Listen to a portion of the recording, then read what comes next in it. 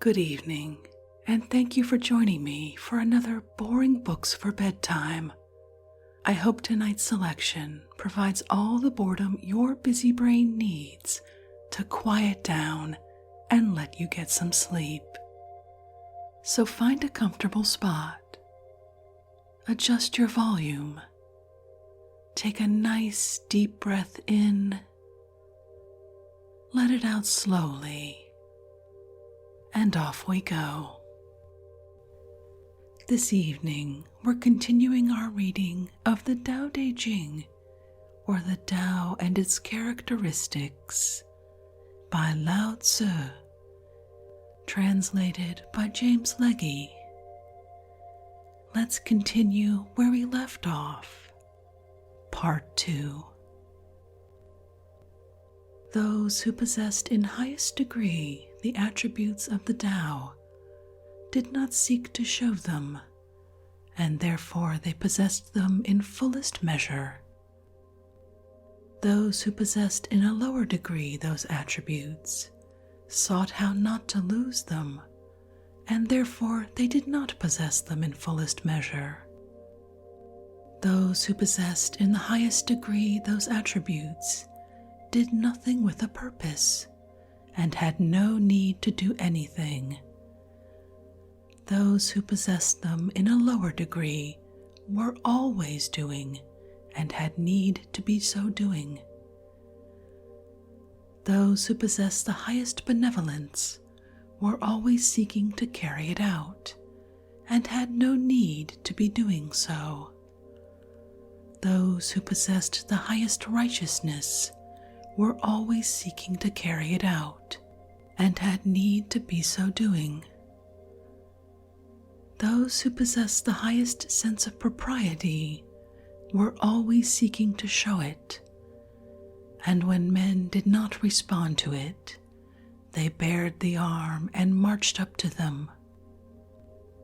Thus it was that when the Tao was lost, its attributes appeared. When its attributes were lost, benevolence appeared. When benevolence was lost, righteousness appeared. And when righteousness was lost, the proprieties appeared. Now propriety is the attenuated form of leal-heartedness and good faith, and is always the commencement of disorder. Swift apprehension is only a flower of the Tao, and is the beginning of stupidity. Thus it is that the great man abides by what is solid, and eschews what is flimsy, dwells with the fruit and not with the flower. It is thus that he puts away the one and makes choice of the other. The things which from of old have got the one, or the Tao, are heaven, which by it is bright and pure, earth rendered thereby firm and sure, spirits with powers by it supplied, valleys kept full throughout their void, all creatures which through it do live, princes and kings who from it get the model which to all they give. All these are the results of the one, the Tao. If heaven were not thus pure, it soon would rend. If earth were not thus sure, 'twould break and bend. Without these powers the spirits soon would fail. If not so filled, the drought would parch each vale. Without that life, creatures would pass away. Princes and kings without that moral sway, however grand and high, would all decay. Thus it is that dignity finds its firm root in its previous meanness, and what is lofty finds its stability in the lowness from which it rises. Hence princes and kings call themselves orphans, men of small virtue, and as carriages without a nave. Is not this an acknowledgment that in their considering themselves mean, they see the foundation of their dignity? So it is that in the enumeration of the different parts of a carriage, we do not come on what makes it answer the ends of a carriage. They do not wish to show themselves elegant looking as jade, but prefer to be coarse looking as an ordinary stone. The movement of the Tao by contraries proceeds, and weakness marks the course of Tao's mighty deeds. All things under heaven sprang from it as existing and named. That existence sprang from it as non-existent and not named. Scholars of the highest class, when they hear about the Tao, earnestly carry it into practice. Scholars of the middle class, when they have heard about it, seem now to keep it and now to lose it. Scholars of the lowest class, when they have heard about it, laugh greatly at it. If it were not thus laughed at, it would not be fit to be the Tao. Therefore, the sentence makers have thus expressed themselves. The Tao, when brightest seen, seems light to lack. Who progress in it makes seems drawing back. Its even way is like a rugged track. Its highest virtue from the veil doth rise. Its greatest beauty seems to offend the eyes. And he who has most, whose lot the least supplies. Its firmest virtue seems but poor and low. Its solid truth seems change to undergo. Its largest square doth yet no corner show.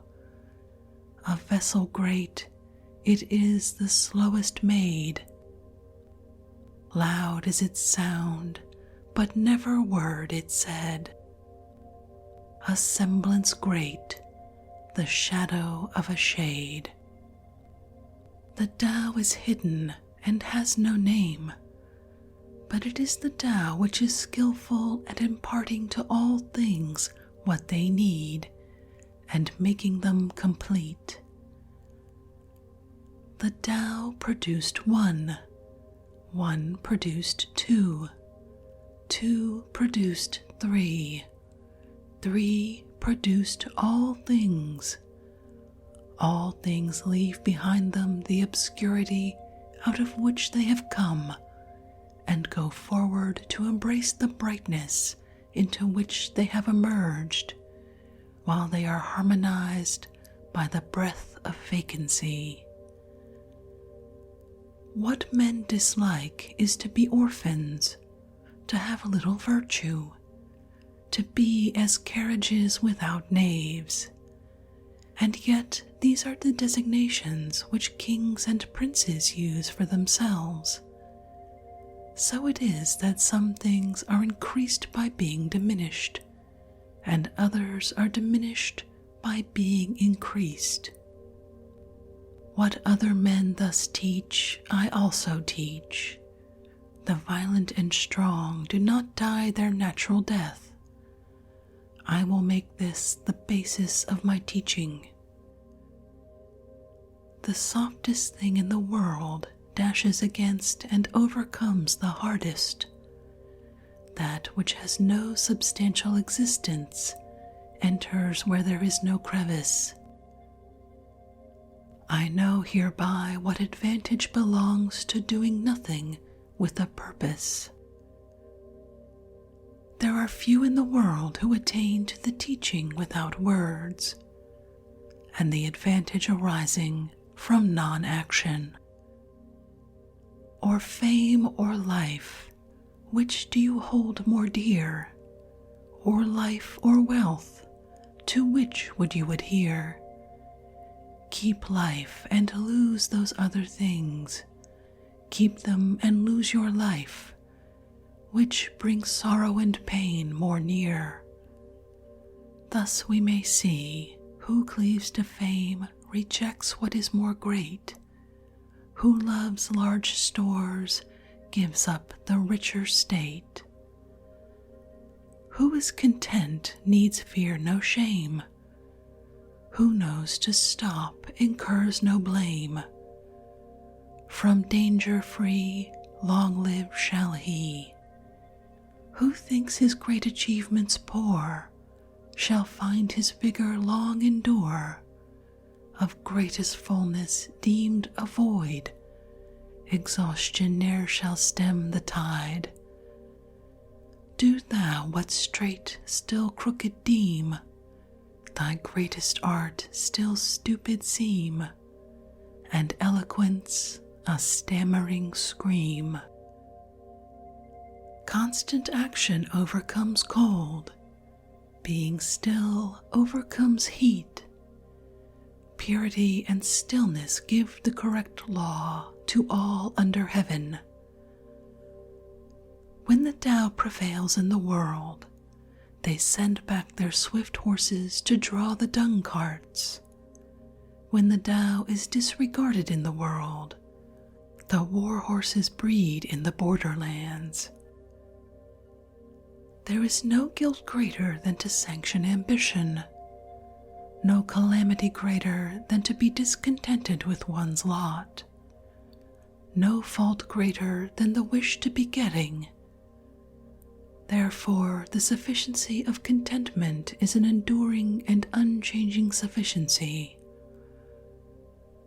Without going outside his door, one understands all that takes place under the sky. Without looking out from his window, one sees the Tao of heaven.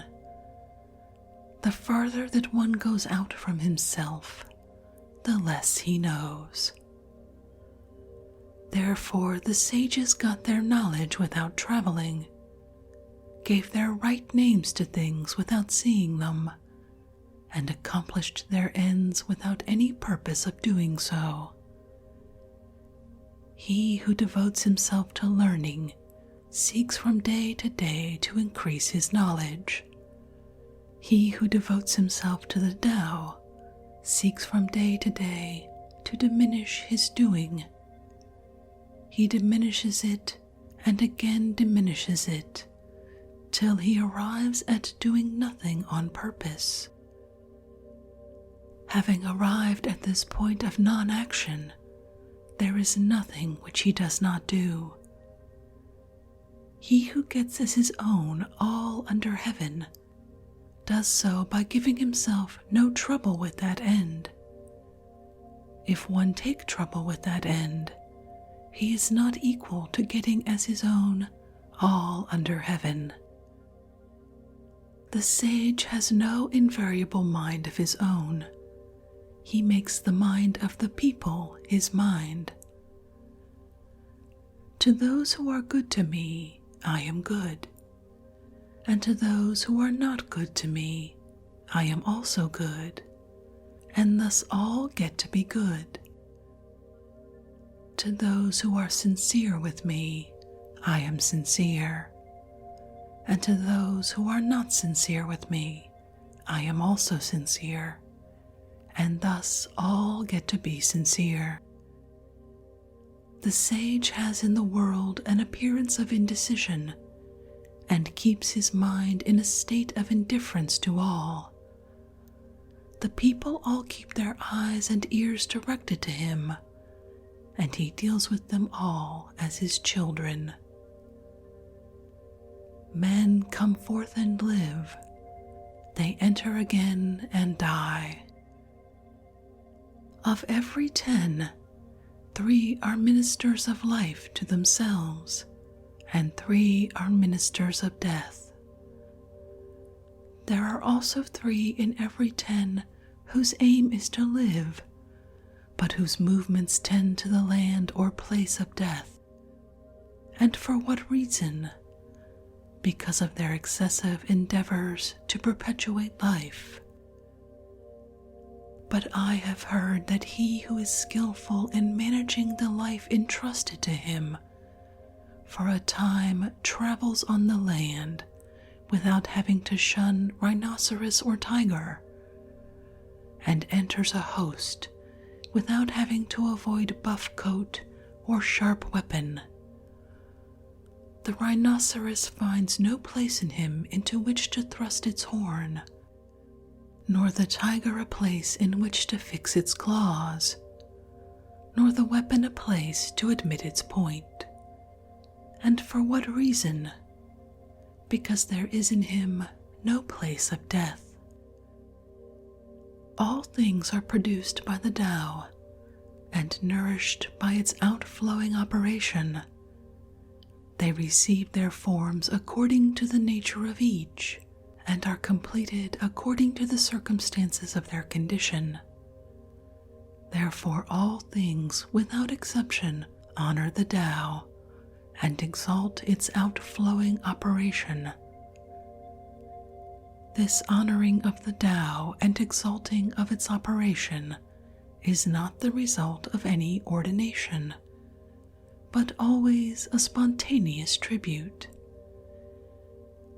Thus it is that the Tao produces all things, nourishes them, brings them to their full growth, nurses them, completes them, matures them, maintains them, and overspreads them. It produces them and makes no claim to the possession of them. It carries them through their processes and does not vaunt its ability in doing so. It brings them to maturity and exercises no control over them. This is called its mysterious operation. The Tao which originated all under the sky is to be considered as the mother of them all. When the mother is found, we know what her children should be. When one knows that he is his mother's child and proceeds to guard the qualities of the mother that belong to him, to the end of his life he will be free from all peril. Let him keep his mouth closed and shut up the portals of his nostrils, and all his life he will be exempt from laborious exertion. Let him keep his mouth open and spend his breath in the promotion of his affairs, and all his life there will be no safety for him. The perception of what is small is the secret of clear-sightedness. The guarding of what is soft and tender is the secret of strength. Who uses well his light, reverting to its source so bright, will from his body ward all blight, and hides the unchanging from men's sight. If I were suddenly to become known and put into a position to conduct a government according to the great Tao, what I should be most afraid of would be a boastful display. The great Tao or way is very level and easy, but people love the byways. Their courtyards and buildings shall be well kept, but their fields shall be ill cultivated and their granaries very empty. They shall wear elegant and ornamented robes, carry a sharp sword at their girdle, pamper themselves in eating and drinking, and have a superabundance of property and wealth. Such princes may be called robbers and boasters. This is contrary to the Tao, surely. What Tao's skillful planter plants can never be uptorn. What his skillful arms enfold from him can ne'er be born. Sun shall bring in lengthening line, sacrifices to his shrine. Tao, when nursed within oneself, his vigor will make true, and where the family it rules, what riches will accrue. The neighborhood where it prevails, in thriving will abound, and when 'tis seen throughout the state, good fortune will be found. Employ it in the kingdom o'er, and men thrive all around. In this way the effect will be seen in the person by the observation of different cases, in the family, in the neighborhood, in the state, and in the kingdom. How do I know that this effect is sure to hold thus all under the sky? By this method of observation. He who has in himself abundantly the attributes of the Tao is like an infant. Poisonous insects will not sting him. Fierce beasts will not seize him. Birds of prey will not strike him. The infant's bones are weak and its sinews soft, but yet its grasp is firm. All day long it will cry without its throat becoming hoarse, showing the harmony in its constitution. To him by whom this harmony is known, the secret of the unchanging Tao is shown, and in the knowledge wisdom finds its throne. All life-increasing arts to evil turn, where the mind makes the vital breath to burn. False is the strength, and o'er it we should mourn. When things have become strong, they then become old, which may be said to be contrary to the Tao. Whatever is contrary to the Tao soon ends. He who knows the Tao does not care to speak about it. He who is ever ready to speak about it does not know it. He who knows it will keep his mouth shut and close the portals of his nostrils. He will blunt his sharp points and unravel the complications of things. He will attemper his brightness and bring himself into agreement with the obscurity of others. This is called the mysterious agreement. Such a one cannot be treated familiarly or distantly. He is beyond all consideration of profit or injury, of nobility or meanness. He is the noblest man under heaven. A state may be ruled by measures of correction. Weapons of war may be used with crafty dexterity, but the kingdom is made one's own only by freedom from action and purpose. How do I know that it is so? By these facts. In the kingdom, the multiplication of prohibitive enactments increases the poverty of the people. The more implements to add to their profit that the people have, the greater disorder is there in the state and clan. The more acts of crafty dexterity that men possess, the more strange contrivances appear. The more display there is of legislation, the more thieves and robbers there are. Therefore a sage has said, I will do nothing of purpose, and the people will be transformed of themselves. I will be fond of keeping still, and the people will of themselves become correct. I will take no trouble about it, and the people will of themselves become rich. I will manifest no ambition, and the people will of themselves attain to the primitive simplicity. The government that seems the most unwise, oft goodness to the people best supplies. that which is meddling, touching everything, will work but ill and disappointment bring. Misery. Happiness is to be found by its side. Happiness. Misery lurks beneath it. Who knows what either will come to in the end? Shall we then dispense with correction? The method of correction shall by a turn become distortion, and the good in it shall by a turn become evil. The delusion of the people on this point has indeed subsisted for a long time.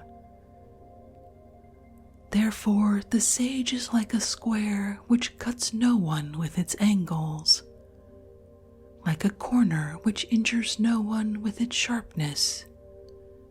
He is straightforward, but allows himself no license.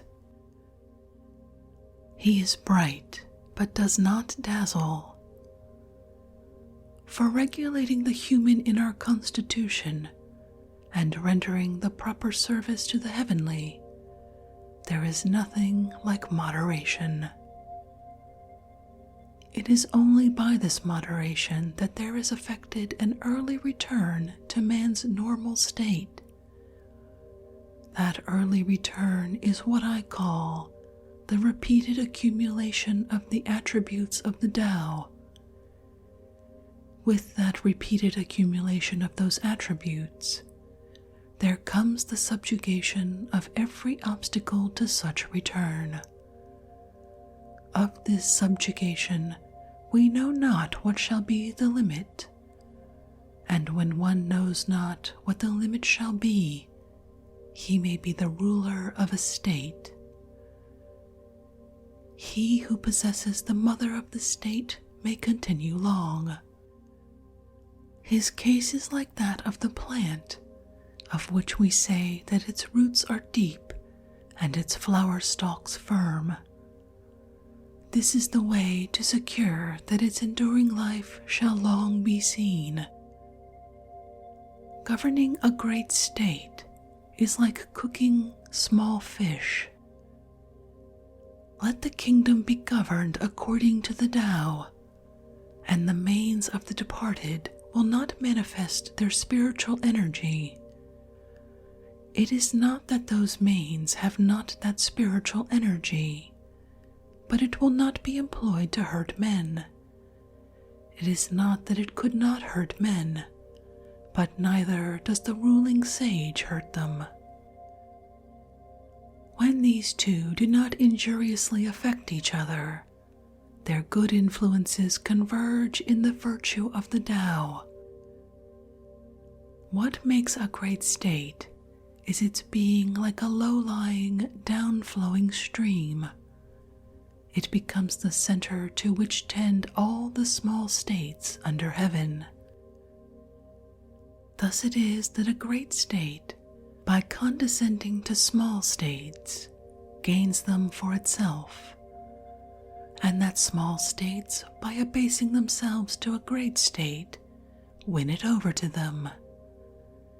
In the one case, the abasement leads to gaining adherents, in the other case, to procuring favor. The great state only wishes to unite men together and nourish them. A small state only wishes to be received by and to serve the other. Each gets what it desires, but the great state must learn to abase itself. Tao has of all things the most honored place. No treasures give good men so rich a grace. Bad men it guards, and doth their ill efface. Its admirable words can purchase honor. Its admirable deeds can raise their performer above others. Even men who are not good are not abandoned by it. Therefore, when the sovereign occupies his place as the Son of Heaven, and he has appointed his 3 ducal ministers, though a prince were to send in a round symbol of rank, large enough to fill both the hands, and that as the precursor of the team of horses in the courtyard, such an offering would not be equal to a lesson of this Tao which one might present on his knees. Why was it that the ancients prized this Tao so much? Was it not because it could be got by seeking for it, and the guilty could escape from the stain of their guilt by it? This is the reason why all under heaven consider it the most valuable thing. It is the way of the Tao to act without thinking of acting, to conduct affairs without feeling the trouble of them, to taste without discerning any flavor, to consider what is small as great, and a few as many, and to recompense injury with kindness. The master of it anticipates things that are difficult while they are easy, and does things that would become great while they are small. All difficult things in the world are sure to arise from a previous state in which they were easy, and all great things from one in which they were small. Therefore the sage, while he never does what is great, is able on that account to accomplish the greatest things. He who lightly promises is sure to keep but little faith. He who is continually thinking things easy is sure to find them difficult. Therefore the sage sees difficulty even in what seems easy, and so never has any difficulties. That which is at rest is easily kept hold of. Before a thing has given indications of its presence, it is easy to take measures against it. That which is brittle is easily broken. That which is very small is easily dispersed. Action should be taken before a thing has made its appearance. Order should be secured before disorder has begun. The tree which fills the arms grew from the tiniest sprout. The tower of 9 stories rose from a small heap of earth. The journey of 1,000 li commenced with a single step. He who acts with an ulterior purpose does harm. He who takes hold of a thing in the same way loses his hold. The sage does not act so, and therefore does no harm. He does not lay hold so, and therefore does not lose his hold. But people in their conduct of affairs are constantly ruining them when they are on the eve of success. If they were careful at the end, as they should be at the beginning, they would not so ruin them. Therefore the sage desires what other men do not desire, and does not prize things difficult to get. He learns what other men do not learn, and turns back to what the multitude of men have passed by. Thus he helps the natural development of all things, and does not dare to act with an ulterior purpose of his own. The ancients who showed their skill in practicing the Tao did so not to enlighten the people, but rather to make them simple and ignorant. The difficulty in governing the people arises from their having much knowledge. He who tries to govern a state by his wisdom is a scourge to it, while he who does not try to do so is a blessing. He who knows these 2 things finds in them also his model and rule.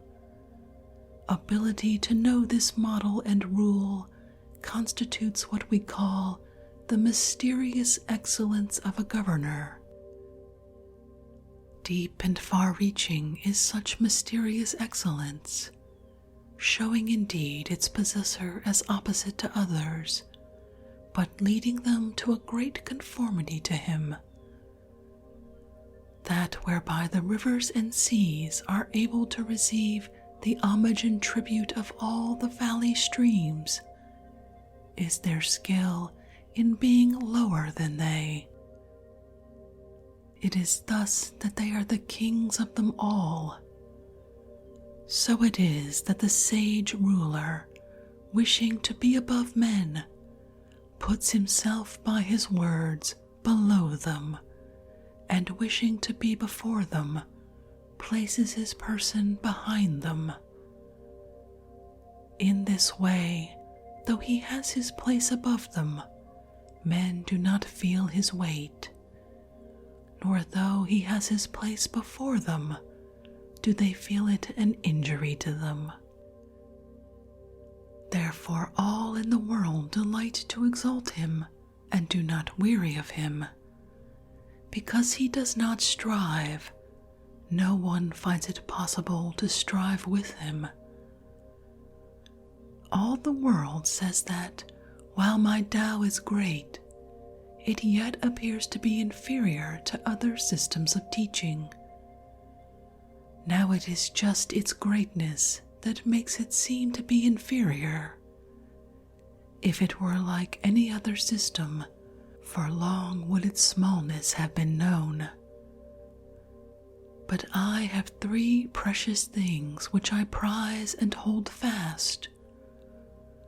The first is gentleness, the second is economy, and the third is shrinking from taking precedence of others. With that gentleness I can be bold. With that economy I can be liberal. Shrinking from taking precedence of others, I can become a vessel of the highest honor.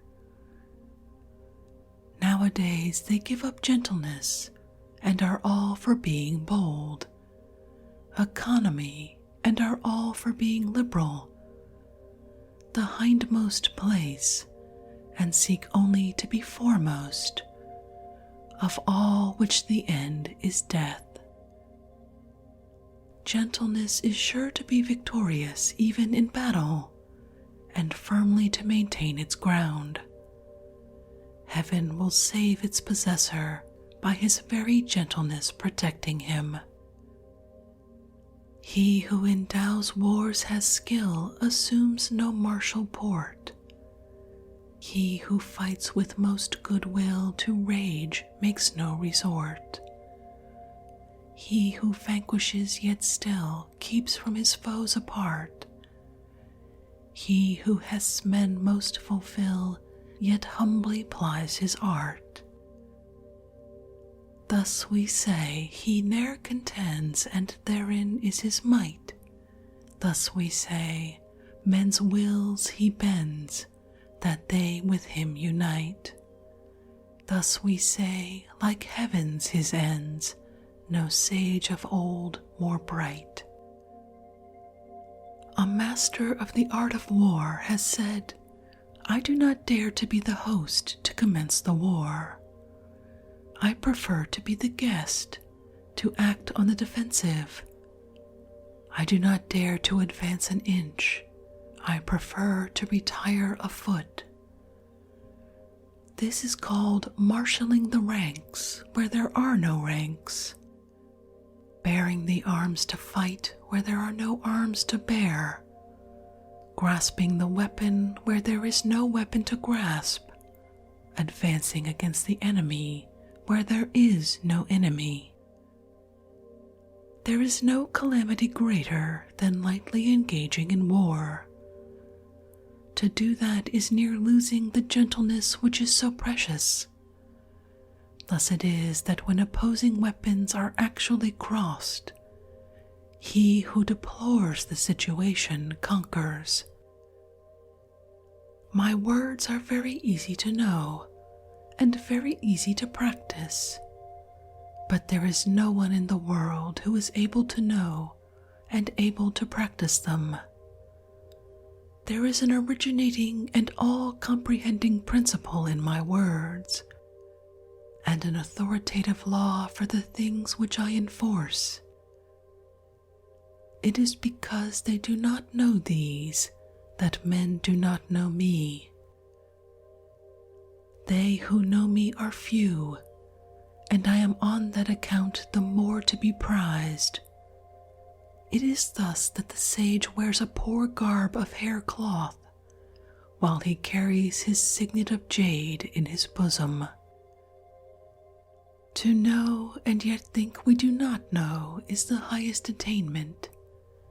Not to know and yet think we do know is a disease. It is simply by being pained at the thought of having this disease that we are preserved from it. The sage has not the disease. He knows the pain that would be inseparable from it, and therefore he does not have it. When the people do not fear what they ought to fear, that which is their great dread will come on them. Let them not thoughtlessly indulge themselves in their ordinary life. Let them not act as if weary of what that life depends on. It is by avoiding such indulgence that such weariness does not arise. Therefore, the sage knows these things of himself, but does not parade his knowledge, loves, but does not appear to set a value on himself. And thus he puts the latter alternative away and makes choice of the former. He whose boldness appears in his daring to do wrong in defiance of the laws is put to death. He whose boldness appears in his not daring to do so lives on.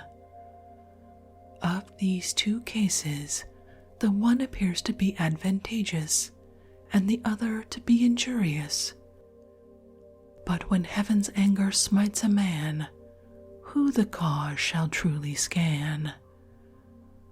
On this account, the sage feels a difficulty as to what to do in the former case. It is the way of heaven not to strive, and yet it skillfully overcomes. Not to speak, and yet it is skillful in obtaining a reply. Does not call, and yet men come to it of themselves. Its demonstrations are quiet, and yet its plans are skillful and effective. The meshes of the net of heaven are large, far apart, but letting nothing escape. The people do not fear death. To what purpose is it to try to frighten them with death? If the people were always in awe of death, and I could always seize those who do wrong and put them to death, who would dare to do wrong? There is always one who presides over the infliction of death. He who would inflict death in the room of him who so presides over it may be described as hewing wood instead of a great carpenter. Seldom is it that he who undertakes the hewing instead of the great carpenter does not cut his own hands. The people suffer from famine because of the multitude of taxes consumed by their superiors. It is through this that they suffer famine. The people are difficult to govern because of the excessive agency of their superiors in governing them. It is through this that they are difficult to govern. The people make light of dying because of the greatness of their labors in seeking for the means of living. It is this which makes them think light of dying. Thus it is that to leave the subject of living altogether out of view is better than to set a high value on it. Man at his birth is supple and weak, at his death firm and strong. So it is with all things. Trees and plants in their early growth are soft and brittle, at their death dry and withered. Thus it is that firmness and strength are the concomitants of death, softness and weakness the concomitants of life. Hence he who relies on the strength of his forces does not conquer, and a tree which is strong will fill the outstretched arms and thereby invites the feller. Therefore the place of what is firm and strong is below, and that of what is soft and weak is above. May not the way or Tao of heaven be compared to the method of bending a bow? The part of the bow which was high is brought low, and what was low is raised up. So heaven diminishes where there is superabundance, and supplements where there is deficiency. It is the way of heaven to diminish superabundance, and to supplement deficiency. It is not so with the way of man. He takes away from those who have not enough to add to his own superabundance. And who can take his own superabundance and therewith serve all under heaven? Only he who is in possession of the Tao. Therefore, the ruling sage acts without claiming the results as his. He achieves his merit and does not rest arrogantly in it. He does not wish to display his superiority. There is nothing in the world more soft and weak than water, and yet for attacking things that are firm and strong, there is nothing that can take precedence of it, for there is nothing so effectual for which it can be changed. Everyone in the world knows that the soft overcomes the hard, and the weak the strong, but no one is able to carry it out in practice. Therefore a sage has said, "He who accepts his state's reproach is hailed therefore its altar's lord. To him who bears men's direful woes, they all the name of king accord." Words that are strictly true seem to be paradoxical. When a reconciliation is effected between two parties after a great animosity, there is sure to be a grudge remaining in the mind of the one who was wrong. And how can this be beneficial to the other? Therefore, to guard against this, the sage keeps the left-hand portion of the record of the engagement, and does not insist on the speedy fulfillment of it by the other party. So he who has the attributes of the Tao regards only the conditions of the engagement, while he who has not those attributes regards only the conditions favorable to himself.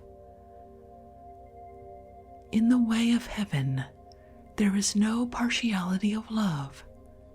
It is always on the side of the good man.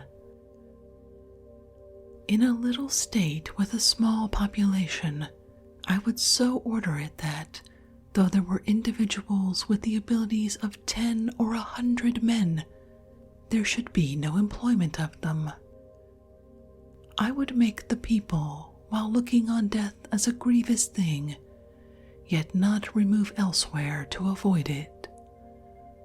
Though they had boats and carriages, they should have no occasion to ride in them.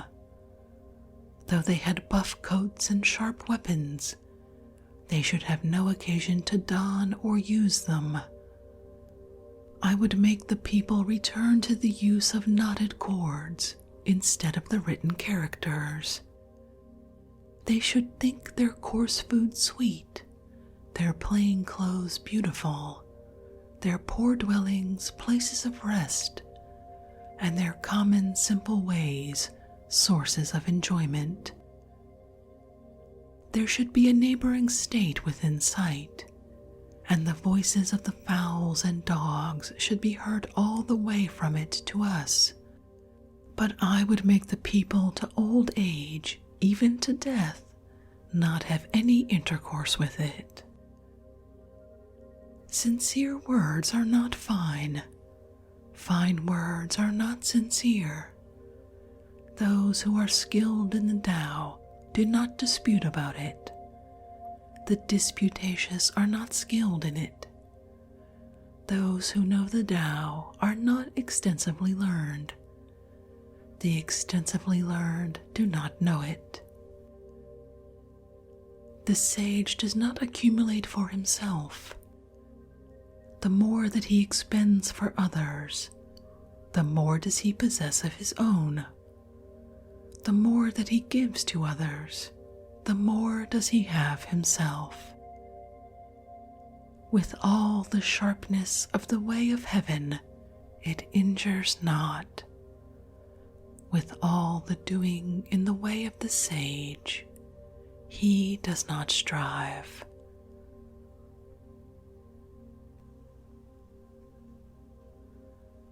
And with that, we've reached the end of the Tao Te Ching, or the Tao and its characteristics, by the great philosopher Lao Tzu, as translated by James Legge. There's certainly a lot to think about in those passages, and I hope you enjoyed that.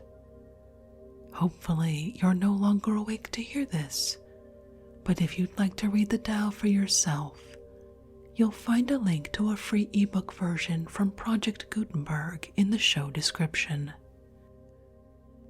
The description also includes links to a number of ways you can support this podcast, and I hope you'll take the time to check them out.